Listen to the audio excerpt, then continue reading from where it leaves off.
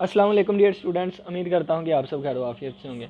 तो आज के दिन हम होमोजीनियस रेकरेंस रिलेशन का सल्यूशन देखेंगे जब उसके रूट्स कम्प्लेक्स हों, यानी कि solving homogeneous recurrence relation with complex roots. तो चलिए आइए हम इसको स्टार्ट करते हैं। जब हमारे पास कम्प्लेक्स रूट्स आ जाएं तो उस वक़्त हम इसको ट्रिग्नोमेट्री में लेके जाके इसको सोल्व करते हैं।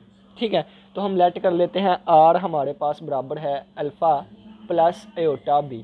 ठीक है, और कम्प्लेक्स रूट में आपको पता है कि साथ प्लस माइनस भी आता है, यानी कि अगर हम फार्मूला देखें तो फार्मूला होता है minus B plus minus square root B का स्क्वायर माइनस 4ac/2a। ठीक है, तो ये चीज़ नेगेटिव होगी, यानी कि स्क्वायर रूट के अंदर नेगेटिव आ जाएगा स्क्वायर रूट के अंदर, तो उस वक्त ही कम्प्लेक्स बनती है। तो ये प्लस माइनस साथ आया करेगा, तो अगर ये प्लस वाली चीज़ है तो साथ माइनस वाली चीज़ भी लाजमी हुआ करेगी। ठीक है, तो ये हमारे पास दूसरा रूट हुआ करेगा। अब देखें तो a n is equal to modulus r इसकी power n a cos N theta plus b sine N theta और प्लस आर मॉड इसकी पावर एन और सी कॉज एन थीटा और minus D sine N theta. ये वाला formula यहाँ पे use करेंगे। जब ये फार्मूला हमने यूज़ किया तो देखें आर की पावर एन कॉमन आ रहा है, तो हम कॉमन निकाल लेंगे तो बचेगा आर की पावर एन और ये a cos N theta plus b sine N theta और ये किसके बराबर है ए एन के। तो ए एन क्या है, सोल्यूशन होगा हमारे पास। ठीक है, तो plus C cos N theta और minus D sine N theta. ठीक हो गया। अब देखें कि ये कोज एन थीटा ये कोज एन थीटा, तो कोज एन थीटा हमने कॉमन ले लिया तो बाकी बचा ए प्लस सी।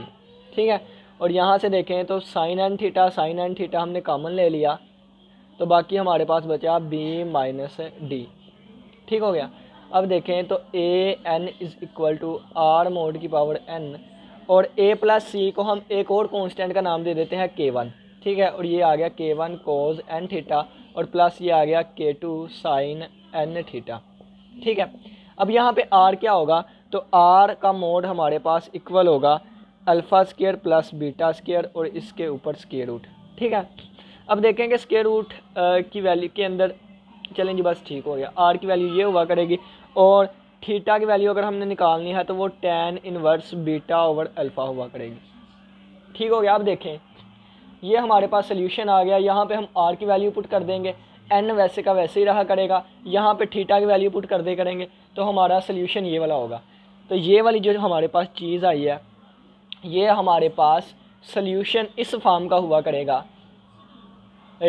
होमोजीनियस रेकरेंस रिलेशन का सोल्यूशन इस फॉर्म का हुआ करेगा जब हमारे पास कम्प्लेक्स रूट आए। ठीक है, तो इस पे एग्जांपल नंबर 8 है, तो उस एग्जांपल को हम सोल्व करने की कोशिश करते हैं। तो इस डब्बे को याद रखें और हम एग्जांपल नंबर 8 करते हैं और ये भी चीज़ें। अब ये हमारे पास एग्जांपल नंबर 8 आ गई है, इसको सोल्व करते हैं। तो देखें सबसे पहले कि ये हमारे पास आ जाएगा a n is equal to 2an-1 और -2an-2। अब देखें सारी ए वाली टर्म्स हैं तो ये हमारे पास होमोजीनियस रेकरेंस रिलेशन है। ठीक है, अगर होमोजीनियस है तो सारी टर्म्स एक तरफ ले आएंगे तो दूसरी तरफ हमारे पास ज़ीरो बच जाएगा, तो दूसरी तरफ ज़ीरो आ गया। अब देखें इसकी हम डिग्री फाइंड करेंगे तो डिग्री हमारे पास होती है maximum subscript minus minimum subscript, तो डिग्री आ जाएगी n माइनस एन प्लस 2, तो डिग्री आ गई 2। तो ये हमारे पास बन जाएगी R square minus 2r plus 2 is equal to 0। Formula लगाएंगे माइनस बी, तो b की वैल्यू -2 है plus minus square root b का स्क्र यानी कि -2 का स्क्र -4, a की वैल्यू 1 है c की वैल्यू 2 है ओवर 2a की वैल्यू 1 होगी। ठीक है, तो ये आ जाएगा 2 square root 2 plus minus square root 4 minus 4 2 बार 8 ओवर 2। ठीक है, अब देखें 2 कॉमन आ जाएगा, 2 कॉमन नहीं आया अभी तक, अभी ये देखें तो ये -4 बन जाएगा इसका स्क्वायर रूट ओवर 2। अब ये -4 का स्क्वायर रूट यानी कि हम इसे लिखेंगे -1 का स्क्वायर रूट और 4 का स्क्वायर रूट, ये हमारे पास 2 बन जाएगा और ये एयोटा के इक्वल होता है, यानी कि इसकी जगह 2 एयोटा बन जाएगा, 2 एयोटा। ठीक है, तो यहाँ से आर की वैल्यूज़ क्या आएगी, बटे लैदा कर देंगे या 2 कॉमन लेके हम कैंसिल कर देंगे तो हमारे पास वैल्यू आएगी 1 plus minus aorta by 2, 1 plus minus aorta. ठीक है, यहाँ पे आगे हम सोल्व करते हैं। तो आर की वैल्यू आ गई 2 कॉमन आ गया, 1 प्लस माइनस एओटा बाई 2 है तो ये इससे कैंसिल हुआ। आर की 2 वैल्यू आ गई 1 प्लस माइनस एओटा। ठीक है, अब ये देखें कि आर की 2 वैल्यूज़ आई हैं और ये हमारे पास कम्प्लेक्स रूट है, कम्प्लेक्स रूट। अगर कम्प्लेक्स ना होते तो हम डायरेक्टली अपना सोल्यूशन लिख लेते, लेकिन यहाँ पे क्या आ गई है, कम्प्लेक्स रूट्स आ गए हैं। तो उसके लिए हमें पता है कि आर इक्वल होता है अल्फ़ा प्लस एयोटा बीटा के। ठीक है, और माइनस भी हम यहाँ पे कहा था कि माइनस भी आएगा। ठीक है, क्योंकि 2 रूट्स निकलते हैं। और आर मोड आर मोड किसके इक्वल होगा, alpha square plus beta square इसका स्क्वायर रूट। थीटा हमारे पास किसके इक्वल होगा, tan inverse beta over alpha के। ठीक है, और सोल्यूशन किसके इक्वल होता है, a n is equal to r mod इसकी पावर n और k1 कोज एन थीटा और plus k2 sine N theta. ठीक है, ये वाली चीज़ें हमने डिस्कस की थी, ये हमारा सोल्यूशन हुआ करेगा। ठीक है, तो सोल्यूशन में हमें आर की वैल्यू चाहिए, वो हम यहाँ से निकाल लेंगे, और tan की वैल्यू चाहिए, थीटा की वैल्यू चाहिए, तो वो हम यहाँ से निकाल लेंगे। ठीक है, तो आगे हम नेक्स्ट इसको रिमूव करके यहाँ पे इसका क्वेश्चन को प्रोसीड करते हैं। अब देखें, यानी कि इस सोल्यूशन में वैल्यू पुट करने के लिए मुझे पहले आर मोड की वैल्यू चाहिए। तो आर मोड की वैल्यू ये है alpha square plus beta square का स्क्वायर रूट। तो अल्फ़ा बीटा क्या है, तो जब मैं इस चीज़ को, यानी कि ये जो मेरे पास सोल्यूशन आया 1 प्लस माइनस एओटा, 1 एओटा लिखा गया, अगर मैं इसको इससे कंपेयर करूं alpha plus minus aorta beta या बीटा एओटा, तो यहाँ दोनों को कंपेयर करूं तो अल्फ़ा की वैल्यू आ जाएगी 1 और बीटा की वैल्यू भी आ जाएगी 1। ठीक है, अब देखें आर का मोड किसके इक्वल आएगा, अल्फ़ा स्क्वायर प्लस बीटा का स्क्वायर इसका स्क्वायर रूट, यानी कि 1 का स्क्वायर प्लस 1 का स्क्वायर इसका स्क्वायर रूट। तो 1 स्क्वायर 1 प्लस 1 स्क्वायर 1, तो आ जाएगा 2 स्क्वायर रूट। ठीक है, तो आर मोड की वैल्यू आ गई स्क्वायर रूट 2। अब थीटा की वैल्यू फाइंड करनी है, तो theta is equal to tan inverse beta over alpha. Beta की वैल्यू 1 है, अल्फ़ा की वैल्यू भी 1 है, तो tan इनवर्स 1। तो tan की वैल्यू 1 किस एंगल पे होती है, तो 45 पे, तो 45 हमारे पास आएगा π/4। ठीक है, तो थीटा की वैल्यू आ गई π/4। अब ये वैल्यूज़ हम यहाँ पे पुट करेंगे, जब वैल्यू यहाँ पे पुट करूँगा तो आ जाएगा a n is equal to r mod हमारे पास स्क्वायर रूट 2 आया, स्क्वायर रूट 2 इसकी पावर n। ठीक है, और आगे k1 कोज एन थीटा की वैल्यू π/4, n π/4 आ जाएगी। ठीक है, और plus k2 sine N theta, n वैसे का वैसे ही, थीटा की वैल्यू π/4 आ गई। ठीक है, तो ये हमारे पास आ गई। अब हमें इनिशियल वैल्यू भी दी गई है, इनिशियल वैल्यू को हम यूज़ करेंगे और यहाँ से k1 और k2 की वैल्यू फाइंड करेंगे। तो इसको रिमूव कर देता हूँ।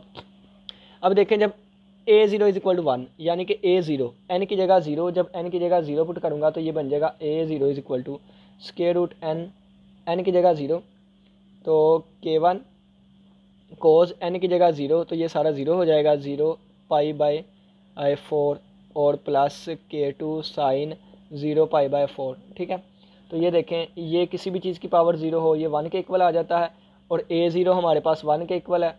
और देखें k1 कोज 0, ये सारा 0 हो जाएगा ना, तो कोज 0 1 होता है, और प्लस k2 ये सारा 0 हो जाएगा, तो साइन 0 0 होता है। ठीक है, तो ये सारी चीज़ 0 से मल्टीप्लाई हो गई 0 हो गई, तो 1 इज इक्वल टू k1 आ गया, तो k1 की वैल्यू आ गई 1।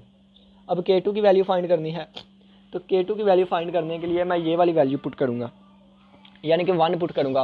अब इसको डायरेक्ट ही करता हूँ, तो a1 की वैल्यू 0 है, तो 0 इज इक्वल टू ये हमारे पास आ जाएगा स्क्वायर रूट 2, और ये हमारे पास आ जाएगा k1 कॉज π/4, और n की जगह 1 पुट कर दिया ना, प्लस k2 साइन π/4। ठीक है, अब देखें कि ये स्क्वायर रूट इधर आके डिवाइड हो जाएगा, 0 हो जाएगा, तो हमारे पास बचेगा k1 कोज π/4। तो कोज π/4 हमारे पास होता है 1/, स्क्वायर रूट 2 के। ठीक है, और प्लस k2 साइन π/4, ये भी 1/, स्क्वायर रूट 2 के इक्वल होता है। ठीक है, और ये साथ स्क्वायर रूट 2 लिखा गया था इक्वल टू 0। ठीक है, तो दोनों में से 1/, स्क्वायर रूट नीचे रहेगा, यानी कि नेक्स्ट स्टेप में आप देखें तो ये k1 प्लस k2, और दोनों में से 1/, स्क्वायर रूट एलसीएम आ गया या बाहर आ गया, कॉमन आ गया, तो ये इसके साथ कैंसिल आउट हो गया, तो k1 प्लस k2 इक्वल आ गया 0 के। k1 की वैल्यू 1 है, 1 plus k2 is equal to 0, तो k2 की वैल्यू आ गई -1। ठीक है, k1 की वैल्यू आई 1 और k2 की वैल्यू आ गई -1। अब ये वैल्यूज़ हम यहाँ पे पुट करेंगे और अपना रिक्वायर्ड आंसर लिखेंगे, तो आएगा हमारे पास, मार्कर से लिखते हैं हम रेड मार्कर से, ये देखें, अब यहाँ पे वैल्यू पुट करने लगा हूँ मैं, तो ये आ जाएगा a n is equal to 2 का स्क्वायर रूट इसकी पावर n, और k1 की वैल्यू कितनी है 1 है तो 1 आ जाएगा cos n π/4, और k2 की वैल्यू -1 है तो माइनस साइन n π/4।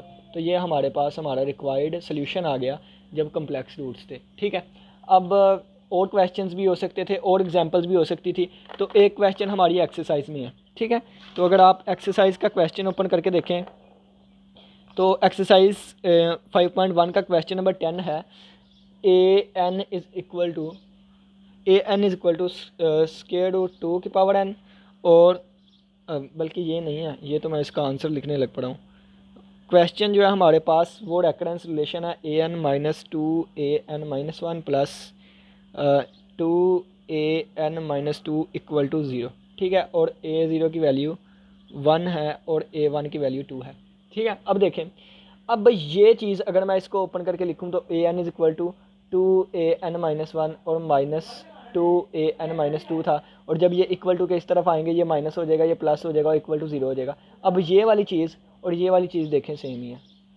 ठीक है, और ये A01 के इक्वल है, A01 के इक्वल है, A1 यहाँ पे A1 2 के इक्वल है और यहाँ पे A1 0 के इक्वल है। बस ये थोड़ी सी चेंजिंग है कि यहाँ पे 2 है। ठीक है, A1 किसके इक्वल है 2 के इक्वल है, तो यहाँ पे हम सिर्फ ये चेंजिंग करेंगे कि यहाँ पे 2 आएगा। ठीक है, यहाँ पे 2 आएगा, फिर यहाँ पे भी 2 आएगा, फिर यहाँ पे भी 2 आएगा, यहाँ पे भी 2 आएगा, तो यहाँ भी 2 आएगा, तो ये 1 उधर जाके माइनस होगा तो आंसर +1 आ जाएगा, तो यहाँ पे सिर्फ प्लस आ जाएगा। हमारी एक्सरसाइज का क्वेश्चन भी सोल्व हो गया। ठीक है, तो उम्मीद करता हूँ कि समझ आई होगी। एक्सरसाइज 5.1 तक हमारा पीछे से सारा क्लियर हो गया। एक एक एग्जांपल हमने डिस्कस की डिटेल के साथ, सारी एग्जांपल्स डिस्कस हो गई, हमारी सारी एक्सरसाइज क्लियर हो गई। उम्मीद करता हूँ लेक्चर की समझ आई होगी। किसी का कोई भी क्वेश्चन हुआ लाजमी पूछिएगा। नेक्स्ट हम नेक्स्ट एक्सरसाइज पे जाएंगे। इसी के साथ इजाज़त दीजिए। अल्लाह हाफिज़, अल्लाह निगहबान।